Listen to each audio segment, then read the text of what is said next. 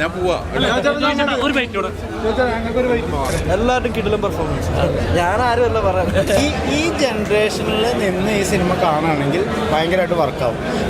ഇങ്ങനെ ഒരു സിനിമയിലൂടെ തിരിച്ചു വരാൻ പറ്റി എന്നുള്ളതും അതിലേറെ സന്തോഷം തരുന്നൊരു കാര്യമാണെന്ന് തോന്നുന്നു. എന്ന് പറയുന്നത് ഗിവ് ആൻഡ് ടേക്ക് ആണല്ലോ. നിങ്ങൾക്ക് അത്രയും നാച്ചുറലായിട്ട് തോന്നിയിട്ടുണ്ടെങ്കിൽ എനിക്ക് അത്രയും അവിടെ നിന്നൊരു നല്ലൊരു റിയാക്ഷൻ കൊടുക്കാൻ പറ്റി എന്നുള്ളതാണ്. നിങ്ങൾക്ക് ബ്രദേഴ്സ് അങ്ങനെ എന്താണ് മുതിർന്നവരൊക്കെ ഉണ്ടെങ്കിൽ അല്ലെങ്കിൽ അച്ഛന്മാരൊക്കെ കൂട്ടിയിട്ട് അങ്ങനെ ചെറിയച്ഛന്മാരൊക്കെ കൂട്ടിയിട്ട് കാണണ്ട അങ്ങനത്തെ ഒരു ടൈപ്പ് ഓഫ് മൂവിയാണ്. ടിപ്പിക്കൽ ന്യൂജൻ വെറൈറ്റി ആയിട്ടുള്ള സിനിമയാണ്. കണ്ണു നിറഞ്ഞിട്ട് തിയേറ്ററിൽ നിന്ന് പറഞ്ഞു. എല്ലാവരും കാണണം, കണ്ടിട്ട് അഭിപ്രായം അറിയിക്കണം പ്ലീസ്. Thank you. എല്ലാവരും കിടിലം പെർഫോമൻസ്. ഞാൻ ആരുമല്ല പറയാം. നല്ല പടം, എല്ലാവരും കാണുക. Okay okay. നല്ല സിനിമ, ഡ്രാമ ഫാമിലി മൂവിയാണ്. സെന്റിമെന്റ്സ് ഉണ്ട്. കുടുംബ ബന്ധങ്ങളുടെ ചേട്ടന്മാരുടെ ബന്ധങ്ങളൊക്കെ പറയുന്ന ഒരു സബ്ജക്റ്റാണ്. ഒരുപാട് സന്തോഷം. എനിക്ക് ഇങ്ങനെ ഒരു സിനിമയിലൂടെ തിരിച്ചു വരാൻ പറ്റി എന്നുള്ളതും അതിലേറെ സന്തോഷം തരുന്നൊരു കാര്യമാണെന്ന് തോന്നുന്നു.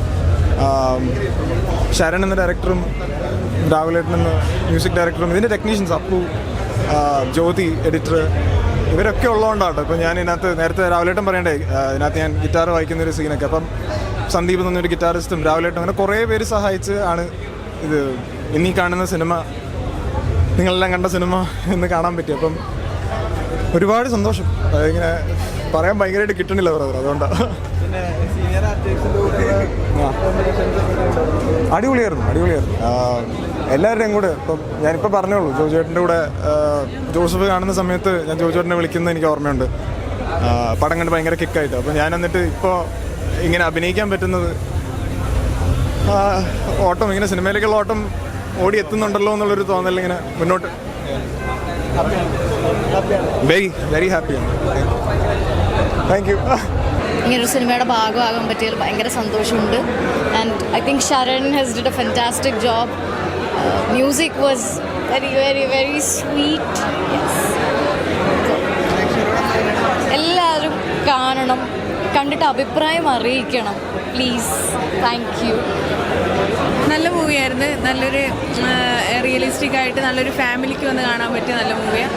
സുരാജ് ചേട്ടനും അതുപോലെ തന്നെ ജോജു ചേട്ടനും അലൻസരേട്ടനും നല്ല രീതിയിൽ അത് ചെയ്തിട്ടുണ്ട്. എല്ലാവരും വളരെ കുറച്ച് ക്യാരക്ടേഴ്സ് ഈ സിനിമയിലുള്ളൂ. അപ്പോൾ ആ ക്യാരക്ടേഴ്സ് എല്ലാവർക്കും നല്ല ഡീറ്റെയിലും കൊടുത്തിട്ടുണ്ട് സ്ക്രിപ്റ്റിൽ തന്നെ. പിന്നെ ഇത് പെർഫോംഡ് എക്സെപ്ഷണലി വെൽ. കുറച്ച് ക്യാരക്ടേഴ്സ് ഉണ്ട്, അപ്പോൾ എല്ലാവർക്കും പെർഫോം ചെയ്യാനുള്ള സ്പേസും ഉണ്ട്. വെറുതെ വന്നു പോകുന്ന ക്യാരക്ടേഴ്സൊന്നുമില്ല.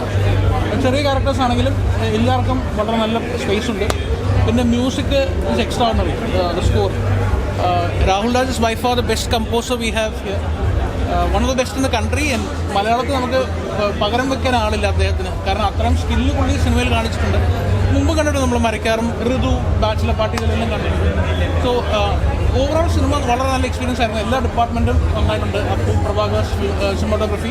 So happy. ആൻഡ് ശരൺ ഇങ്ങനെ ഒരു ക്രാഫ്റ്റ് നമുക്ക് തരാൻ പറ്റിയതിൽ I'm so thankful. And I'm so thankful for being a part of this movie. എന്തായാലും മനോഹരമായിട്ടുണ്ട്. ഒരുപാട് സിനിമകൾ കാണാൻ സാധിക്കും. Thank you. നിങ്ങൾക്കൊക്കെ എങ്ങനെ ഉണ്ടായിരുന്നു? ഇഷ്ടപ്പെട്ടോ? ഒരുപാട് സീരീസ് ആവാൻ തന്നെ കണ്ടിരുന്ന് ഇറങ്ങി പോരാൻ പറ്റുന്ന ഒരു ചിന്തിക്കാനുള്ള ഒരു നർമ്മം പോലും നമ്മൾ സാധാരണ സംസാരിക്കുന്നതിൽ നിന്ന് എടുക്കുന്ന ഒരു നർമ്മമാണ്. ഇപ്പോഴും നമ്മൾ സിനിമകൾ കാണുമ്പോഴത്തേക്കും ഒന്നെങ്കിൽ ഒരു ഫൗൾ ലാംഗ്വേജ് യൂസ് ചെയ്തുള്ളൊരു നർമ്മമായിരിക്കും. പക്ഷെ ഇതൊന്നും ഇല്ലാണ്ടൊരു സിറ്റുവേഷനിലൊരു സാധനമുണ്ട്. നമ്മൾ ചെയ്യുമ്പോൾ നമുക്കത് അത്ര അങ്ങനെ അറിയില്ലായിരുന്നു. പക്ഷെ കണ്ടപ്പോഴത്തേക്ക് ഭയങ്കര സുഖം തോന്നും. ടിപ്പിക്കൽ ന്യൂജൻ വെറൈറ്റി ആയിട്ടുള്ള സിനിമയാണ്. കണ്ണു നിറഞ്ഞിട്ട് തിയേറ്ററിൽ നിന്ന് പറഞ്ഞു. ജോജു വണ്ടർഫുൾ ആയിട്ടുള്ളത്, ഗംഭീരം. നായകതുല്യ വേഷങ്ങളാണ്. 3 നായകന്മാരാണ്. ജോജു ആണെങ്കിലും അലൻസിയറായിട്ടാണെങ്കിലും സുരാട്ടാണെങ്കിലും ഒരു ചേട്ടൻ അനിയന്മാരാണ് 3 പേര്. അവരുടെ കഥയാണ് നാരായണൻ്റെ മക്കൾ എന്നുള്ള സിനിമ.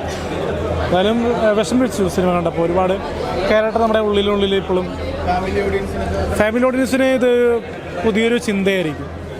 ഇപ്പോൾ നമ്മളെ ലൈഫിലും ഒരുപാട് കസിൻസൊക്കെ ഉണ്ട്. കസിൻസൊക്കെ തീർച്ചയായിട്ടും ഇതൊക്കെ ഉൾക്കൊണ്ട് ജീവിക്കേണ്ടതാണ്. മാത്രമല്ല നമ്മൾ ഒരുപാട് നാൾ കൂടിയിട്ട് ഒരു മുമ്പൊക്കെ വെക്കേഷൻ കൂടുന്ന ഒരു ഫീല് കിട്ടിയതുപോലെ തോന്നി. തീർച്ചയായിട്ടും ഈ ജനറേഷനിൽ നിന്ന് ഈ സിനിമ കാണുകയാണെങ്കിൽ ഭയങ്കരമായിട്ട് വർക്കാവും. നമ്മളെ പഴയ കുറേ എന്താ പറയുക 80s മൈൻഡിൽ ഇരുന്നിട്ട് ഒരു കുടുംബചിത്രം കാണാൻ നോക്കിയാൽ വെല്ലിച്ചമരം എണീക്കുക അല്ലെങ്കിൽ അങ്ങനത്തെ ബഹുമാനം അതല്ല. ഇതിനകത്ത് വേറൊരു രീതിയിലാണ് ഈ കാലഘട്ടത്തിൻ്റെ ഒരു ഫാമിലി മൂവി എന്നാണ് എനിക്ക് ഇതിനെ വിളിക്കാൻ തോന്നുന്നത്. വ്യത്യസ്തമായ ഒരു ക്യാരക്ടറാണ്. നമ്മളിപ്പോൾ ജോജുവിനെ നമുക്കറിയാം, ഒരു നായാട്ടിലും നമ്മളെന്താ പറയുക ഇരട്ടയിലൊക്കെ കണ്ടുള്ള ഒരു പെർഫോമൻസ് ബേസ്ഡ് ജോജു ഉണ്ട്. മിക്ക സിനിമയിലും അങ്ങനെ തന്നെയാണ്. ആ ഒരു ജോജുവിനെയാണ് ഈ സിനിമയിൽ കാണാൻ സാധിച്ചത്. പക്ഷേ കൂടെയുള്ള എല്ലാ ആക്ടേഴ്സും നന്നായിരുന്നു. ഇപ്പോൾ അലൻസിയർ ആണെങ്കിലും സുരാജ് ആണെങ്കിലും ഇടയ്ക്ക് നമ്മൾ കുറച്ചു കാലമായിട്ട് ഒരു സ്വഭാവം നടന്നുള്ള രീതിയിൽ നമ്മൾ അലൻസിയറുടെ കൂടുതൽ പ്രകടനങ്ങൾ നമ്മൾ കാണുന്നില്ല. ഒരു അപ്പൻ എന്നുള്ള മൂവി ഉണ്ടായിരുന്നു സണ്ണി വെൻ. അതിനുശേഷം അലൻസിയറുടെ ഗംഭീര കഥാപാത്രമാണ്. പിന്നെ ഈ ലീഡ് ക്യാരക്ടേഴ്സിന് കൂടാതെ ഇതിൽ ബാക്കി ക്യാരക്ടർ ആർട്ടിസ്റ്റ് എല്ലാവരും അടിയാളായിരുന്നു. അത് ഫാമിലിയുടെ കൂടെ കണ്ടിരിക്കാവുന്ന, നിങ്ങൾക്ക് ബ്രദേഴ്സ് അങ്ങനെ എന്താണ് മുതിർന്നവരൊക്കെ ഉണ്ടെങ്കിൽ അല്ലെങ്കിൽ അച്ഛന്മാരെയൊക്കെ കൂട്ടിയിട്ട് അങ്ങനെ ചെറിയച്ഛന്മാരെയൊക്കെ കൂട്ടിയിട്ട് കാണേണ്ട അങ്ങനത്തെ ഒരു ടൈപ്പ് ഓഫ് മൂവിയാണ്. എല്ലാ കുടുംബത്തിലും നടക്കുന്ന ഒരു കഥയാണ്. ഗംഭീരമായിട്ട് സ്ക്രീനിൽ വന്നിട്ടുണ്ട്. അപ്പോൾ ശരണിൻ്റെ ഒരു ആദ്യ ഡയറക്ഷനും കൂടിയാണ്. എല്ലാം കൊണ്ടും സിനിമ ഒരു ഫാമിലിക്ക് ഇഷ്ടപ്പെടുന്ന രീതിയിൽ വളരെ റിയലിസ്റ്റിക് ആയിട്ടുള്ള നല്ലൊരു കഥയായിട്ടാണ് ഗുഡ്വില്ല് കിഷ്കിന്ത ചെയ്ത ഗുഡ്വില്ലാണ്. അതുപോലെ നല്ലൊരു സ്റ്റോറി ആയിട്ടാണ് ഗുഡ്വില്ല് ഇപ്രാവശ്യം വന്നിരിക്കുന്നത്. ഇത്തരം നല്ല സിനിമകളെ ബാക്ക് ചെയ്യുക. Thank you.